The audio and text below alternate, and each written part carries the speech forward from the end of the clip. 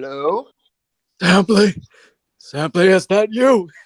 Noah! My boy! You've returned! I found you. Why do you look so old and you have such a long beard? You can see me? I, I haven't seen my own reflection in 7 years. I feel like it's been a lot shorter than 7 years since the last time I've talked to you, but yeah, sure. I have always wondered if it'd be funny just to title the podcast as just casual movie conversation, and then people click on it and it becomes this extremely dramatic, just sheer odd audio book most dramatic recording exchange, just it becomes a war zone scene that we just act out with our voices. Yeah, we don't talk about movies at all Oh until no, the last 10 seconds where I'm just like, we become the movie. exactly. That kind of a meta thing. But then What? to just kind of slip it in for those regular viewers, like in the last 10 seconds, I'd be like, yeah, and I watched Paddington 2, and it was pretty cool. Yeah, it's at the end you just hear all these this war zone sound effects and weird animal noises and everything, and then you finish it by just saying, "Oh, and by the way, the new Puss in Boots movie was glorious." I haven't seen it yet. Funny I've enough, I'm gonna dive in right there with you because I have to just tell you that sometimes an animated movie that's a kind of remake of an old kids movie, it'll come out and it'll just get so overhyped just because it's funny to do it on yeah. TikTok or on Instagram. I mean, I was just getting just inundated with Puss in Boots, just jokes and stuff. And I was like, okay, I get it. It's fashionable to make it seem like it's a masterpiece. I went and checked out a couple of the scenes and a couple of just the sequences in the film. And do you remember when the Spider-Man Into the Spider-Verse came out, the animated Yeah, one that was yeah, great all it was movie. a mixture of 3D and 2D animation. It just absolutely just blew people's minds. It very similar effect with this one. So you are too blown away. I was blown away. I was one of the coolest villains in a movie I've seen in a hot minute. Multiple storylines handled very well at the same time. And also I genuinely laughed at some parts, not just courtesy laugh because a niece or a nephew, a Yeah, little kid is with you, but you're oh my gosh, that's actually really funny. And I don't know, just I think that's a very cool evolution to watch, that these films are just getting more and more okay to be good. They're yeah. and the animators aren't afraid to go for it. I too saw it on Instagram, blowing up, and all these clips of people saying it's a great movie and stuff, which I was like, oh, okay, so it caught people off guard. And then I saw that it was in Letterboxd's top 250 movies of all time, and ahead of some classic heavyweights. And I'm just I was like, all right, the meme has gone too far. But Yeah. The same thing. I no, was like, yeah. okay, either everyone's in on this and it's just getting annoying, or there's actually something to be found here. I don't know, because now that there's so much hype, I too want to see it, but I don't know how. One, I can't go see it by myself. Two, I can't. I don't know how I'm going to convince my wife that I want to go see Puss in Boots: The Last Wish in theaters and drop $40, and then do I watch it alone on in shame? And then I won't be able to talk to anyone about it. You know what I It's mean? true. So It's I'm in a true. dilemma.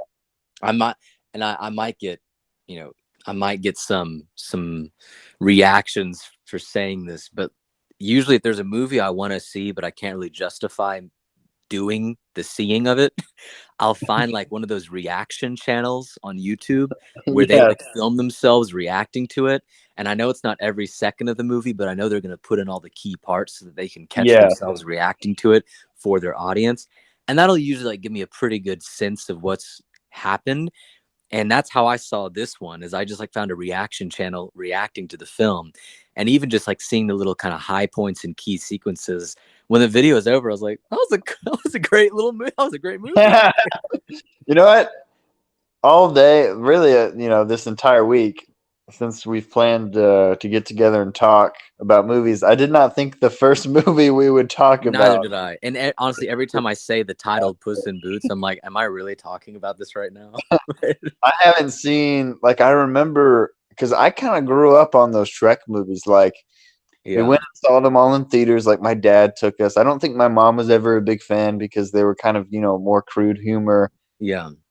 So my dad would always take us. I played like the video games, and then like I want to say put the first Puss in Boots came out. I can't believe we're talking about this right now.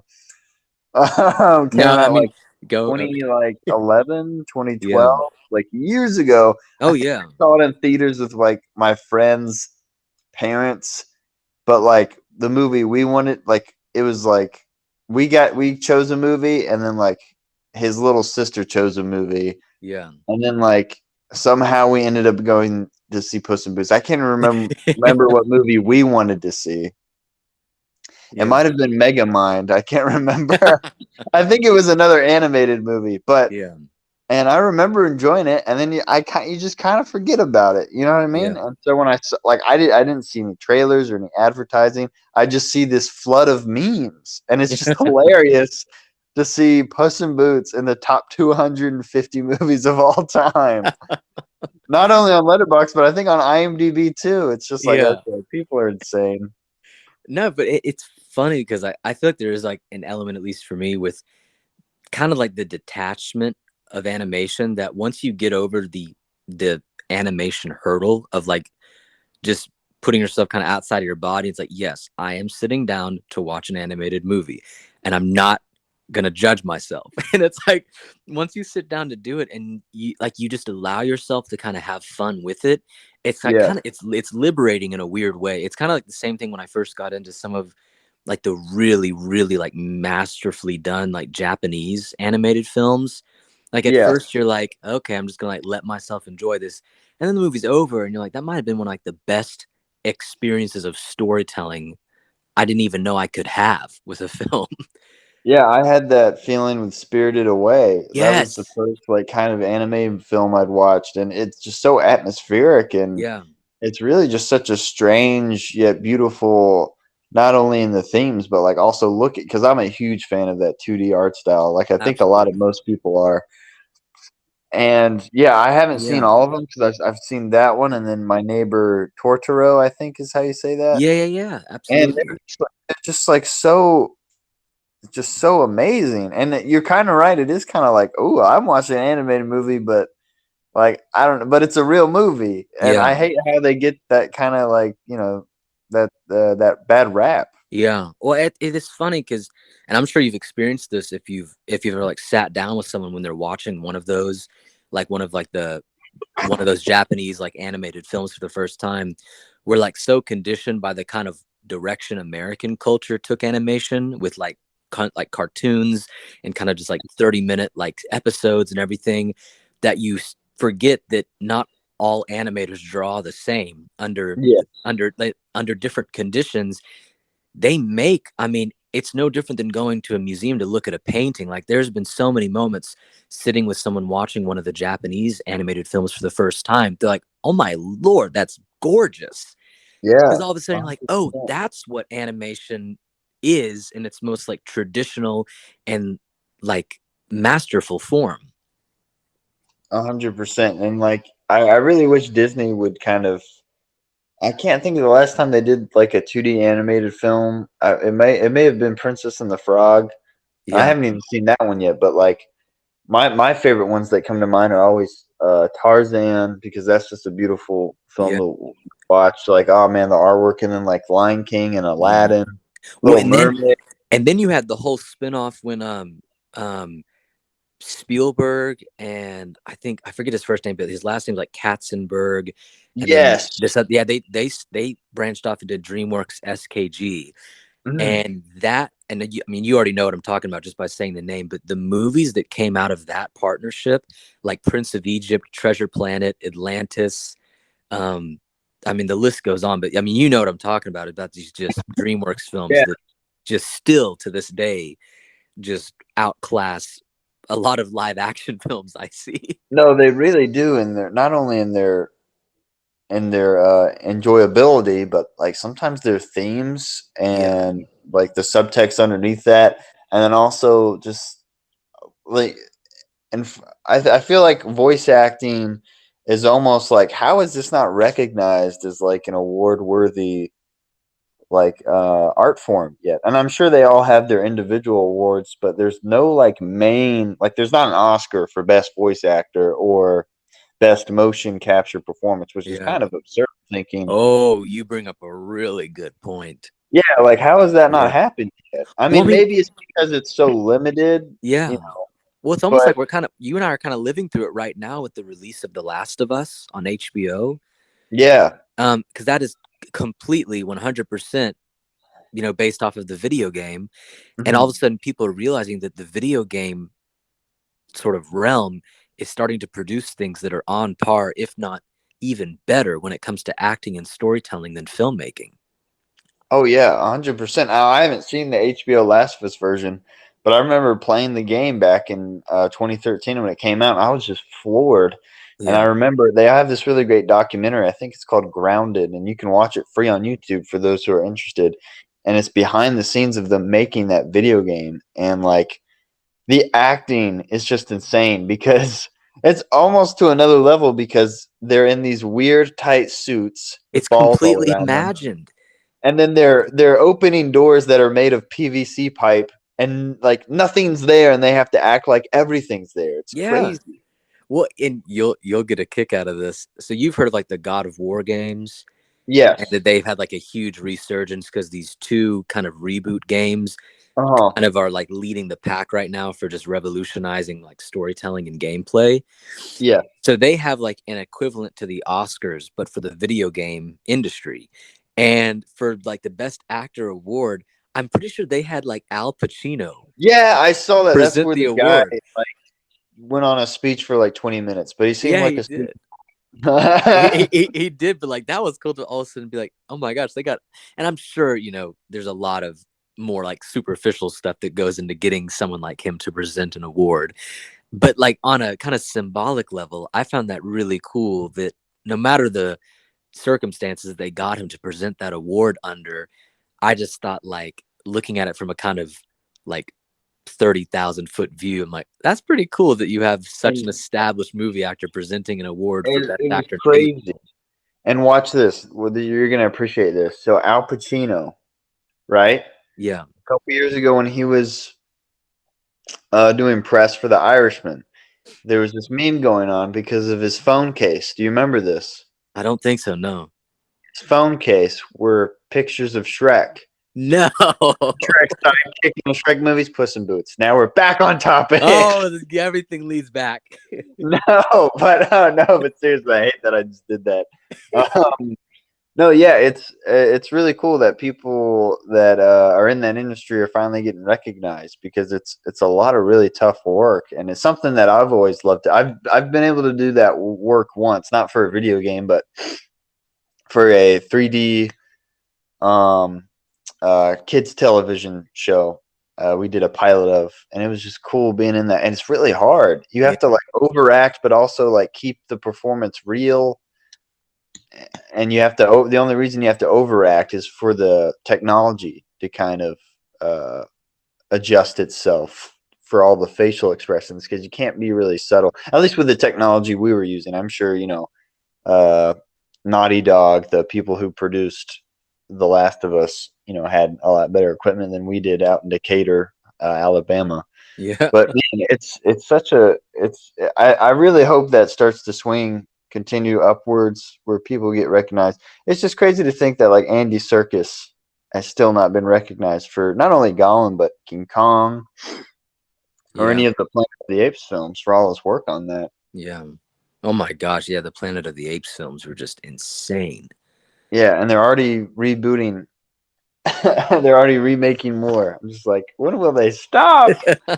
Well, They need to get Tim Burton and Marky Mark once more. I think they should try one more time. well, the cool thing was because like you were talking about like the overacting and just the like the type of acting that happens in the motion capture realm, what's so cool to me is that one actor can, beyond costume changes and wardrobe, they can literally just by voice and Yeah. posture alone, literally put themselves into, 4 or 5 completely different characters. Not to where it's like, oh, yeah, like I can see that's Tom Hanks with a wig, or I can see that's, Leonardo DiCaprio with glasses and a beard. It's like the guy who did the voice acting for one of the main characters in Last of Us, he has been in so many video games that he's probably one of the go-to actors for video games, but you don't even realize what games he's in because he's so good at modulating his voice. And obviously they can change his appearance to whatever they want to after the performance is captured, that you can have Yeah. one actor literally occupying all these different worlds without ever breaking the immersion because you realize it looks like the same person. Yeah, and Troy Baker is his name. That's And the right. documentary, he talks about how That's when he him. showed up for the audition, they had all these, kind of like, manly men there with thick beards and country, and he kind of looked like this like skinny kid out of a punk band. Yeah, And yeah, when he gets up to the microphone, he just turns on this like deep southern, just man. It just does the voice. It doesn't look like he's actually talking, but he is. yeah. That's how good he is at voice work. And then he's also done the Joker for one of the Arkham games, and he just does a lot of stuff. So like, mad props to him. No kidding. But dude, kind of slowing down for a second. How are you, man? How have you been? I've been good. It's funny. I'm trying to like, and I think you'll appreciate this because you're always looking for like hidden gem films. I'm trying to Oh, like go through the usual lists of Netflix and Amazon or Apple TV and find the things that somebody maybe mentioned like several years ago, or that might have popped up in a little news article, but no one ever really talked about it. I'm on like yeah. I'm on a hunt for hidden gems right now. Oh, dude, it is. You know what? The other day I read an article. I think Sundance recently happened. I'm pretty sure that film festival recently happened, and it was talking about, here are the 15 films from Sundance that people loved, and here are, 5 that underperformed, and here are 5 that, are kind of, so. Yeah. And I was just scrolling through all these movies, reading. I'm just like, it kind of. I think we've talked about this before. I was like, there are so many movies. Like, I'm never going to watch any of these It's because I insane. have so much to catch up on already. Yeah. Well, and it's just such a different culture because there used to be like the main release kind of pool of films and television, and then there was a kind of middle ground release pool, and then there was the super indie art house release pool. Yeah. And now it's every one of those release pools has like 7 different sub pools that then flow into 16 different sub pools of content. And at a certain point, you don't even know where to begin.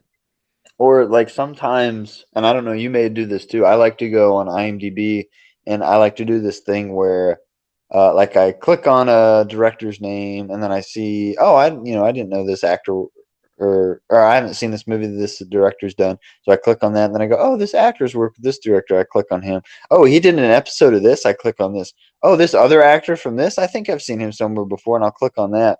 Yeah. And I'll just like kind of do this game with myself I on love that. IMDb and Well, just not be like, it's look at all funny. these, like, just people that work all the time. Look at all these movies and television shows I've never seen. Yeah. Well, and it's funny you say that because I feel like I do the exact same thing, but I'll almost do it just like walking around during the day. Like I almost use it as like an exercise for, mindfulness or something, where I'll say to myself, okay, I'm just going to open my ears and open my eyes and look out for little, hints or little Easter eggs where maybe the universe is trying to tell me to watch a certain film.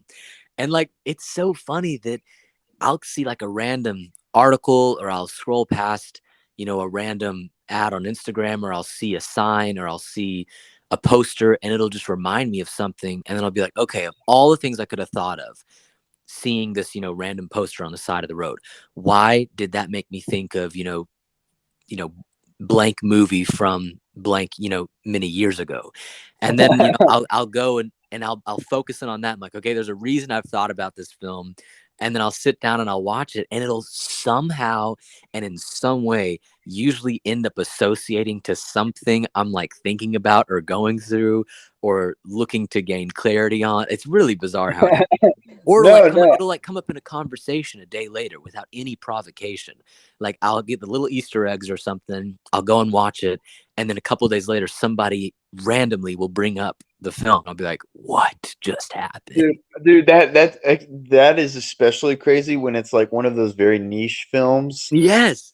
like you don't think many people know about. Like Yeah. I one time at work, I had just watched this movie called Come and See, which is Oh, about that's the World War II film, right? yes, except it's It's not in America, but it's in Poland, I believe, right? it, And it's then like a real World War II film. yes, it's one of the most harrowing movie experiences I've ever seen. Like it was, I will never watch it again because of how just terrifying it was. And it was a great film, but it was also made me No, feel. it's one of those movies that's so good you can't watch it again because Yeah, it's like that affecting at like a and and it's not a lot of people have seen it because it's a foreign film, yeah. and it's a very underappreciated one for its time, just because it's very real in its content of what happens during the war. And Yeah. like one of my coworkers,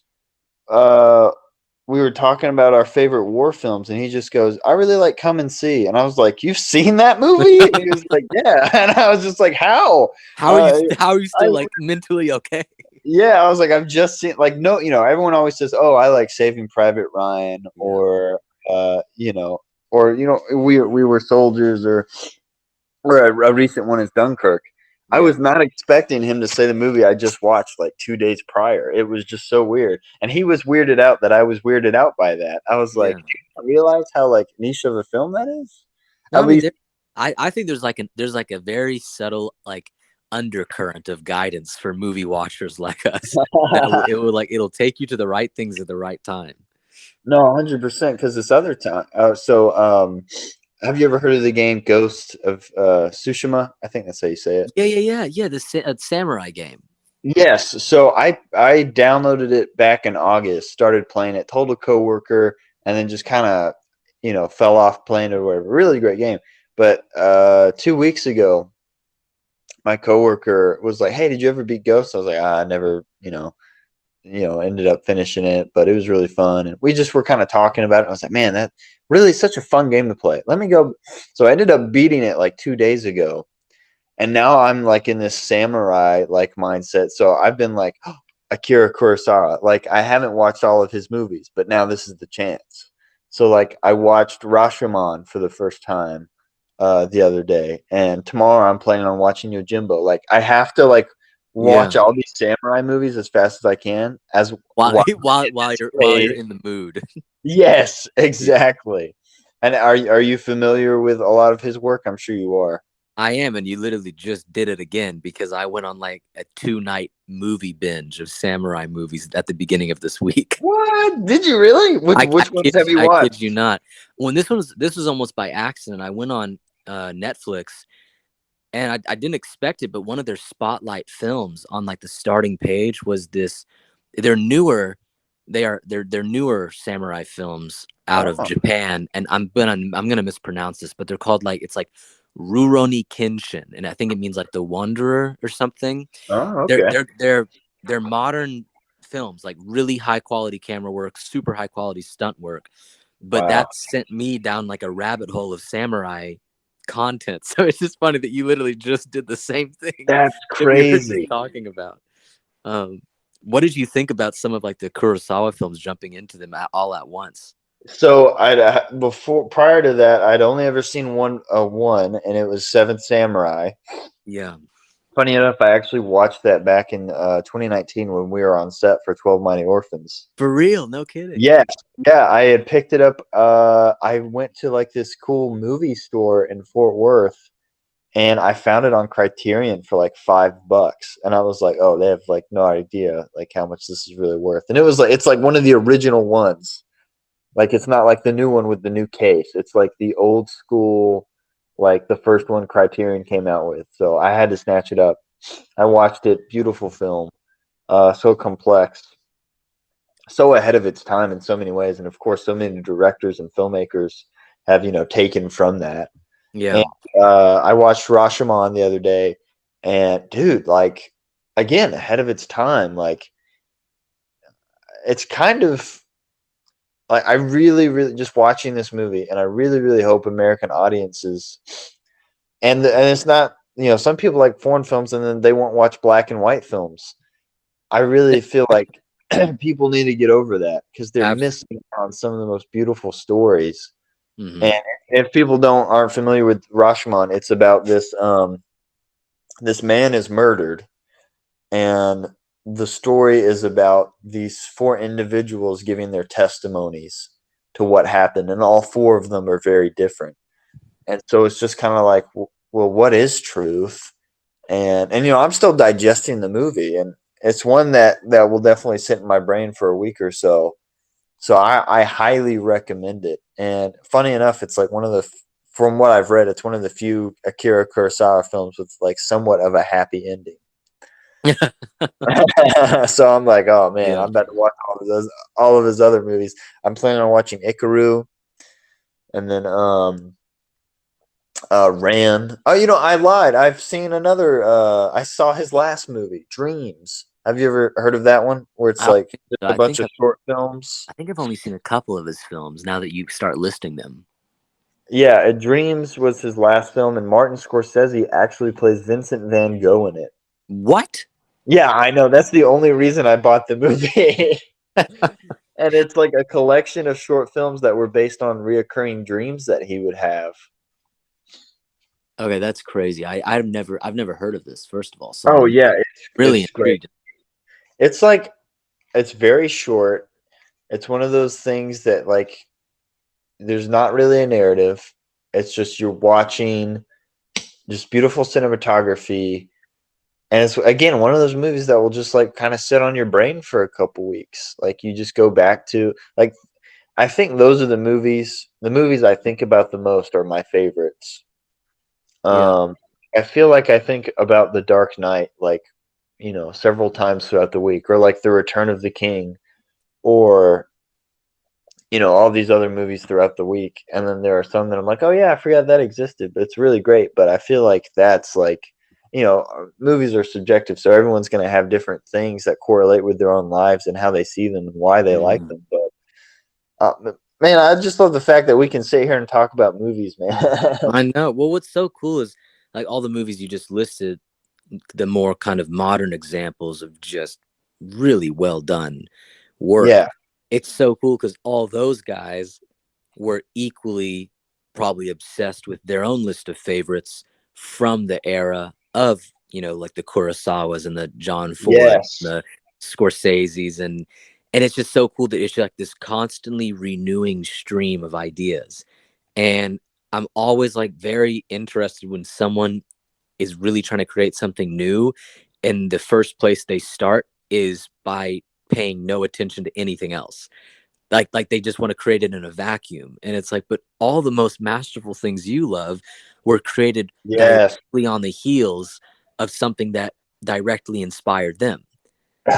No, yeah, 100%. That's such a great, unique way of saying that because I Oh do feel like. Oh, yeah. sorry. Go No, ahead. no, no. I just got excited because you reminded me of something. I was just gonna say, a movie I recently rewatched. I hadn't seen it in such a long time. Was Bottle Rocket, which was Wes Anderson's first feature film, Yeah, and it stars our very own Luke Wilson, absolutely. who does a spectacular job in it. But after I watched the movie, I was like, and I'd love to actually sit down with Luke or Wes Anderson one day and pick his brain on it. Like, but it didn't feel like the movie was trying to say, oh, like, or it didn't feel like Wes Anderson was saying as a filmmaker, hey, look at me, look what I just did, look how I'm changing the game.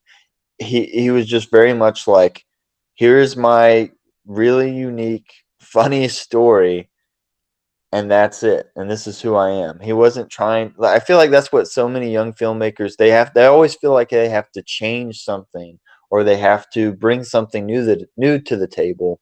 Yeah. Whereas if they just bring their story and just tell it honestly and truthfully and have fun while doing it, I feel like it's gonna work. And Wes Anderson may have a lot of problems with it since it's his first movie. Um, but man, it was just really delightful, and you could tell that they just put a lot of passion and energy into it. And there's no cynicism. There was no. It was just really cool to watch that and kind You, of. you, we make a fantastic point of this concept of like forceful showing of a Yes. certain message versus like a really authentic, heartfelt, almost love letter to what you've loved in the past, mixed with your own telling of a certain story that's uniquely yours. And it's like, in my opinion, like that's where the best stuff comes from, is not starting from zero and in a vacuum. It's like you take the things you love and then you merge it with things in your life that have happened to you that you're fascinated by. And it's like when you mix those two together, there's almost like this weird kind of like, you know, out of body force that just allows an audience to feel that sort of intentionality, like coming across the screen in a way. No, 100%. Thank you for making that clear. I couldn't really explain it well. Thank you for emphasizing that. I just and you see that with a lot of the great first filmmakers, is that their first movies, they're not, they're just trying to make the film. They're trying Yeah. to get their start. And that's Christopher Nolan is someone else. The first feature he did was called Following, and he shot it. I think his budget was like $15,000. He raised himself. All the actors are his friend. His dad has a part in it, and you can see, he's not fully formed yet. Yeah. He's not at inception level yet, but he's starting out, and you can tell that he's not trying to relay a message forcefully through the screens down your throat to the audience, but he's just saying, here I am, here's what I think I can do as a filmmaker, and I hope you enjoy it. Yeah. Yeah. It's just like pure and honest. Just you're just going for it because you just have to get it out. I mean, at a certain point, you're just so passionate about it, and you feel these things you want to reference and these things you're inspired by so strongly that it just like creates an example. You just said it perfectly with Following. I mean, there's so many great references to older films in that film that you can just see comprise like Christopher Nolan's personal kind of palette of movies he loved as a kid. And Yeah. it just comes out so cool because it's not brand new, but it's fantastically, tried and true stuff in a new context, which makes it feel new all over again. Yeah, and then I think there are some filmmakers with their first movies that like really do like go for something, and they go for it all the way, and it ends up working, and it ends up not necessarily dictating their style of filmmaking for the rest of their careers, but it ends up being somewhat of part of it. And that, like, I just for some I thought of Slacker by Richard Linklater, or I don't know if you've seen it, but the entire movie is done as if it were in one take, but it's a collection of characters from Austin. You really don't know much about them, but it just kind of shows you their daily routines, and it goes from character to character. And he ends up kind of doing that with all of his other movies, like the Before trilogy. Yeah. You might And you might have actually been the one that sent me.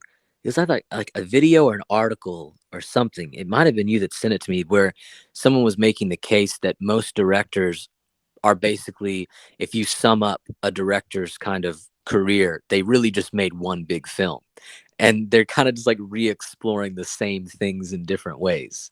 yeah, that couldn't have been me because I have you blocked.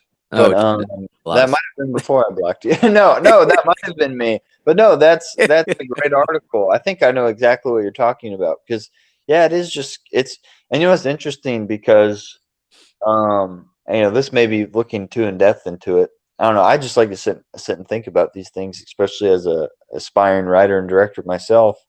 Is that like, when a director, he or she, when they're a certain age, like they're gonna like if they're 20 years old and they're making a movie, it's gonna be so vastly different when they're 50 years old making a movie.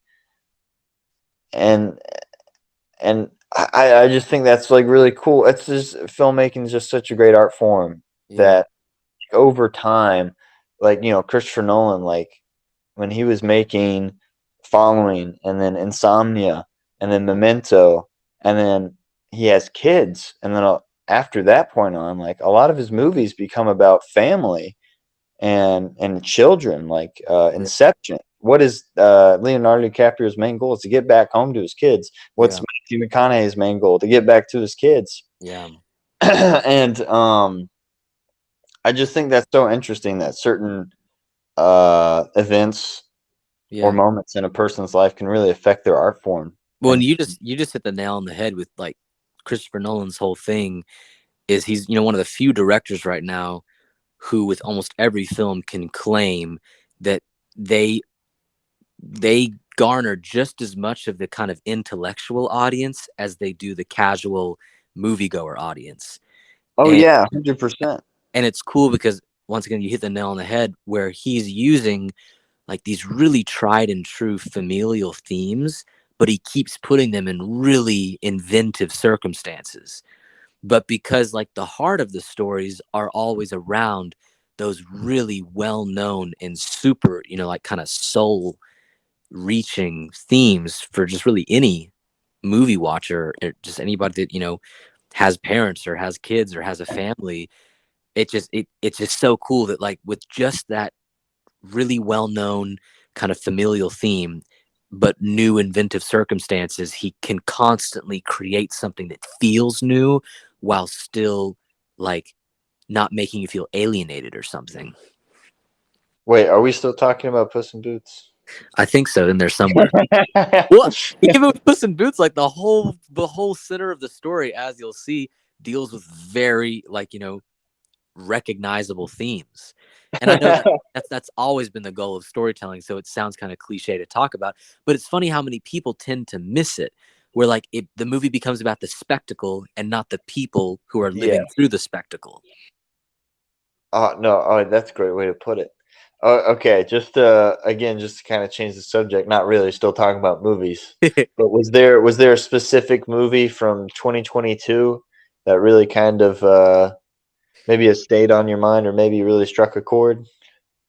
2022. I gotta think. Let's see. I know I'm still catching up on all the previous years, man, Uh, but I did I saw the Banshees of Inisherin. yes, Did you get the chance to watch that one? I did watch it. I did. What thoughts? That was probably my favorite of 2022. I just I it was so like unapologetically itself Yes. that like I couldn't help but just sit there and just be kind of in awe of just all the actors, just like their commitment to the whole Oh, circumstance of the film. dude, all of them are just fantastic. I think all of them got nominated for an Oscar. Like all four of the main actors did. I mean, And that's a testament to the writing too, because the writing's outstanding. well, and once again, I mean, you probably have what, 4 or 5 sets in that whole film, but it feels like a big movie.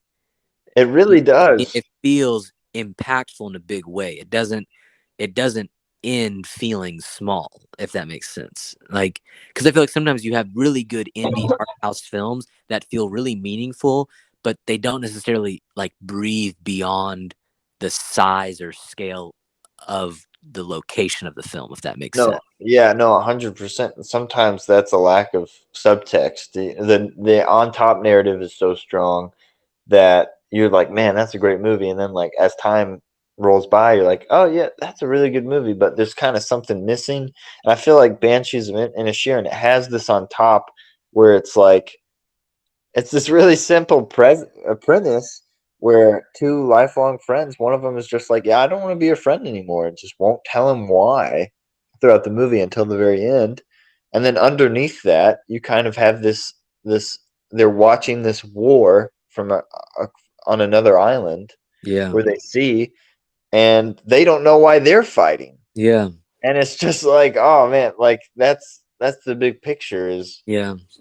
and it can sound kind of simplistic and cliche to say, oh well, why do we fight? And of course there's reasons to, but it was just a really neat, But it it's was the very, characters that make it, and it's kind of like you were saying, like the top story can sometimes become so dominant, or just this, like, the effort to make the scenery stand out or make the location stand out can sometimes be so dominant that you forget it's not the scenery that enhances the characters, it's the characters that enhance the scenery. And it's like it's the yeah, characters that make this location feel, really big or really intimate or really violent or really scary. And it's like, even what was I saying? Oh, um, when you were talking just a second ago about like the whole mixing of like this really simple story, but these kind of different layers of things happening with the kind of conflict in their town and the conflict in like the country as a whole. mhm. That reminded me, there's an interview with the guy from Naughty Dog, the company that did Last of Us, the director of the Yeah, last video Neil game. Druckmann. Yeah, Neil Druckmann. And he said his constant reference point he always goes back to whenever he's writing, rewriting, directing, or editing, or conceptualizing, he always goes back to simple story, complex characters. Yes, And yes. that is his like guiding light.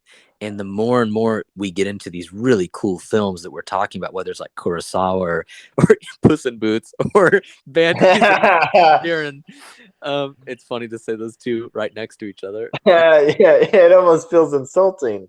But it's the same kind of idea where like the 100%, the yeah. premise is very conceivable, but the characters are really just like, you just never know what's gonna happen in any given scene. No, you're absolutely right.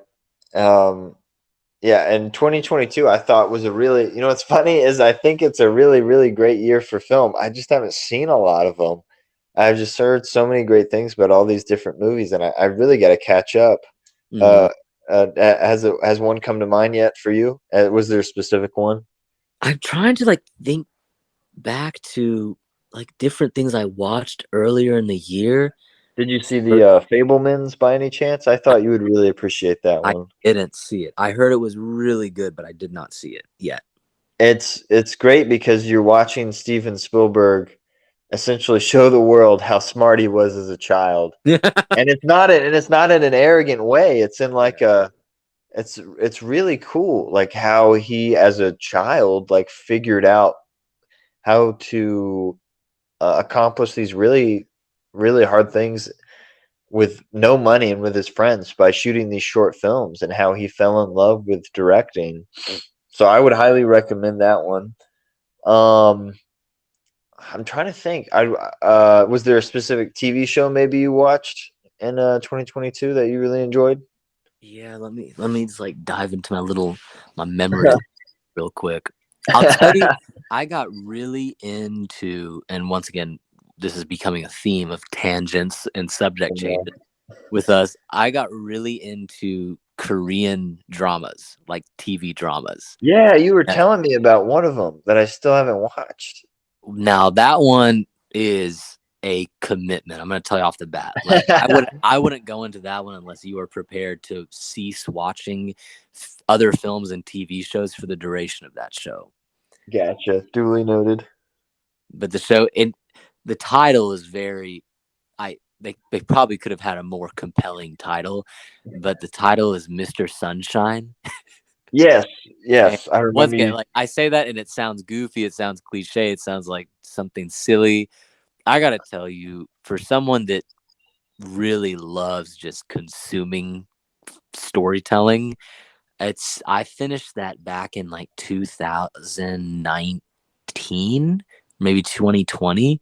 It's Yeah. still to date the best storytelling narrative as a whole from start to end. It's probably one of the best viewing experiences I have ever recalled having with Oh anything. wow. Even better than my short films I did in high Well, school. now those Because stand separate my from mom, yeah, everything. she says they're the best. That doesn't make any sense. But No, I mean, I there's will. I will watch Mr. Sunshine if you, no Winter, watch Better Call Saul, which I think is the best narrative of any television show I've ever seen. we can trade best narratives and then meet back at the end. Yes, let's do it, man. Um, no, but I mean, probably and very likely similar to what you experience with Better Call Saul. There's like some just magic potion of elements that the Korean filmmaking, television making industry is doing right now.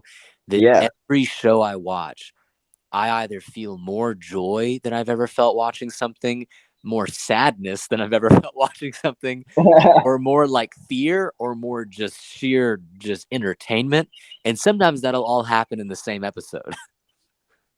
I'm And I'm looking it up right now, Mr. Sunshine, so I can add it to my must watch. Mr. Sunshine. Oh, so is it like a mini series? Oh no, yeah, 24 episodes. it's limited. It's, I guess you could call it a limited series, but it's a pretty long limited series. It's like it's 24 episodes. Each one is basically about a movie's length. I mean, it's Wait, each episode is? each episode's over an hour. I mean, Wow. I'm just looking through some pictures. This is like top-notch stuff. oh, that's what I'm saying. I could kind of I flipped onto it randomly back several years ago, and I was like, what am I watching? Like, how is this not like, why don't we have this? No, like there's so much out there, and I It think. really is. Are you familiar with the filmmaker Wong or why? I think that's it. Let me look it up. Oh Do my you know god. who I'm talking Um, about? Is he yeah, Korean? I don't wait. Say his name. Is this the guy who did In the Mood for Love? Yeah. Oh wait, I'm sorry. Car Y Wong. Yes, he did In the Mood for Love, 2046, Chungking Express. Yes. Yeah. Um, yeah, He. you already know him. So, and In Oh, the he's Mood on. for Love is like one of the best movies ever. Yeah. If you want to drown in a pool of tears, just go ahead and watch In the Mood for Love. That's such a great title too, and the score is great, cinematography. Oh yeah. And you know what amazes me? Like you watch that movie and you think, man, that script must have been so meticulous. The storyboards must have been just so like, I bet sweat and blood was just Yeah. on them when they was doing them. And he's like the movie's like all improvised, and he's like, yeah, we didn't really have a finished script. It I had was. it. I know it's crazy. You're just like, how talented is this guy? It's not fair. What? I know. I know. It's just like they. That thing's choreographed like a ballet. I mean, I it's know. so like the way the camera moves, the way the actors move. It's literally like you're watching like a dance or something. It's crazy. And then yeah, like there's I think it was the special features I watched that Criterion had, and he's just like, yeah, it was like not No, fun to shoot. Well, he didn't say it was. He said it was fun to shoot, but very stressful because like they were just kind of all over the place, and like the movie does not like seem like that at all. It's just no, crazy how that can work. that's well. I think I'd read like a little snippet, but I hadn't tied it to what you just said, where it said like when it was premiering at like Cannes or at one of the festivals, they were literally finishing edits on it, Yeah, or like fine tuning the edits on it like an hour before they submitted it. yeah. And it's or, crazy, or and I like think. it was submitted, but they kept editing it up to Yes, yeah, I think that's what it our was, and then they finished it just before they like premiered it to the world. It's dude. That's just unbelievable. that's unbelievable. That sounds so stressful. Right now, I'm actually reading this great book about It's called. I have it right in front of me. Where is it? That way, I actually say the right title, just in case someone out there wants to read it. It's called "My First Movie." 20 celebrated directors talk about their first film, and it's got the Coen brothers, Stephen Frears, Oliver Stone, James Mangold, um, Steve Buscemi, who I didn't even know. I didn't even know he had directed a movie. Mike Lee, That Kevin Smith. It's got a bunch of these awesome people talking about their first movies they ever made and yeah. how they like raised the budget and stuff. And dude, it is to me like reading that is like it sounds so stressful, but it sounds like the good stress because you're doing what you love. Yeah. Yeah. Dude, we got to make a movie together, man. We got to quit making podcasts together and go make a movie together. Well, I'm saying in the ramp up to whenever that happens, we can start by making little like like podcast audiobook action scenes where we write little scripts and we get sound effects and we literally act and we can basically act out a scene almost like a radio show. Dude, let's do it, man. Let's do it. I'm down. And hey, like, like all the greats steal from the greats. So our title, and we could change it, but I say our title as of right now for our first feature film, Better Call Mr. Sunshine. Or Mr. Sunshine Better Call. I like that idea a lot. Well, dude, I feel like, dude, holy moly, I can't believe it. Almost an hour has gone by. I'm Just been gushing about films. as we both know, we could probably keep this going for another Oh no, 100%. And like, and I'll probably end the podcast right there or earlier or whatever. But dude, tomorrow's my off day, so if you want to actually just get on the phone, just you and me, and just actually talk and catch up for real, I'd be down. that could definitely work. If there's a time that works for you, I'd love to actually talk to you and see how your life has been. I'd love to share with you and vice versa. Oh, and I actually wait. You can't stop it earlier because there's one thing that you reminded me of earlier that I had to share. Oh yeah, throw it in there. Fascinating, because you mentioned Return of the King, Lord of the Rings. That's like long been the standard in literature and filmmaking for just sheer greatness. I did not realize I got a book all about Tolkien's just thought process and how he came to writing the stories that obviously the movies were then made about. I did not realize that Tolkien almost scene by scene got the idea for the whole fellowship and quest with the ring from these like ancient German mythology folk tales that have been told for hundreds, if not thousands of years. Oh. Like there is a whole ring cycle story in Germanic mythology and Germanic tradition. But what was so genius, and this wraps up our conversation perfectly, because this whole quest for the ring of power was this old Germanic folkloric kind of tale that was told. And in World War II, obviously, that whole mythology got co-opted by the Nazi party in terms of whole kind of like domineering thing of the quest for, domination and power and kind of hegemony over the world, as you know. And Tolkien basically, in his personal letters, he basically said that his writing of Lord of the Rings was like a personal vendetta against the Nazis to basically get back at them for corrupting the beauty of Germanic folklore traditions. And instead of a quest for the Ring of Power, he wrote a story about a quest to destroy the Ring of Power. And my mind was like blown when I read. Wait, where did you read this? This is a book you have? This is a book I have. It's literally, I'll have to find the title, but it's like this gorgeous book that talks about where it literally tells you every idea that Tolkien had. It traces it back to a concept in ancient or like pre-modern mythology that he got the idea from. Because he was a consummate lover of like world culture and traditions. And Lord of the Rings was just his attempt to create his own mythology based off of mythologies that he loved. Wow.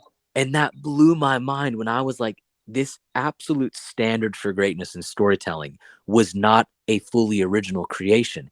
He himself, probably more so than most other people, took all these elements from already existing things, but then just put his unique spin on them, put them in a unique environment, and you get Lord of the Rings. Wow. And it blew I did not know any of that. And I'm a huge Tolkien fan myself. That's crazy. I didn't know any of that either. But when I was like, he didn't come up with it. I mean, like he came up with it, but to realize that the whole ring quest was not an original idea to him. And he himself was on record as saying, my entire effort with these books is to bring people's attention to the beauty of other cultures. Nothing in here exists in a vacuum. All these names, all this all these, the word structure, the Elvish language, this is all directly transferred from cultures that I've been inspired by. And my mind was just like, what? I'm kind of blown away too, because now it all kind of makes sense. Dude, I'm gonna have to check out that book, man. Like, shoot me a text of the title. I I'll will, read but that. it gave me such faith that like this guy who is literally the grandfather of some of the greatest literary traditions we now have in modern times, he was not creating in a vacuum. He literally compiled all the things he loved from different cultures and traditions and put his unique spin on it, and Yeah, that was Lord of the Rings. dude, But I it's love also that cool, so like much. it was like this deeper mission where he was basically saying, okay, well, if they're gonna, if these evil people are gonna corrupt this beautiful tradition, I'm gonna write a tradition that cancels that one out. and I'm gonna Dude, that's such a I'm boss gonna save move. it. It's like if they're gonna destroy it, then I'm gonna save it. And I just thought that was it. It became such like a cool, almost like meta moment of like Tolkien was on this like universal mission to save our like our like European traditions or something. I'm gonna be honest with you. During that entire thing, I was waiting for you to bring up Puss in Boots to wrap it up, and I was But that I comes thought you directly might. from the whole fantasy realm. I I mean, thought that's you what he might was have been drawing on. pranking me this entire. Like, I was like, I'm not entirely sure he's telling me the truth. I feel like he's about to drop another Puss in Boots reference and completely destroy the thing, and just be like, yeah, none of that was true. But I'm glad it Well, was true. in a funny way, I'll do it right now. Puss in Boots did for fairy tales in a funny way what Tolkien did for it in like a Oh my serious way. Because gosh, if you watch Shrek and Puss in Boots, they take all these famous like nursery rhymes and that is fairy true. tales and put Yes. like these kind of funny modern spins on them. And I'll end there. Thank you for coming to my TED Talk. Did you say thank you for coming to my TED Talk? I did. I like it. Oh man, Everything tracks back to Tolkien or Puss in Boots. yeah, pretty much. I mean, that's ridiculous. I did not know that's how this podcast would go, Neither did but I. I'm I'll glad it definitely did. send you the book. And if I find it out, maybe we can like you can post it so people can see it. Yeah, I mean, the book is for anyone that loves storytelling, writing, filmmaking, anything that has to do with like that industry. This book about like Tolkien and how his mind worked and where he got his inspiration from, it's as mind-blowing as it is inspiring because you realize Yeah. you just have to find your version of what he was fascinated by Yes. and then translate that into your sort of own language. And it's really, really just been so sensational to read deeper about him and kind of how he operated as a writer. Yeah. I'm not really interested in the book unless it has pictures. Does it have like lots of A pictures? lot of pictures. You will Okay, love the cool. pictures. There's a picture for almost like every like little chapter. I'm on board then.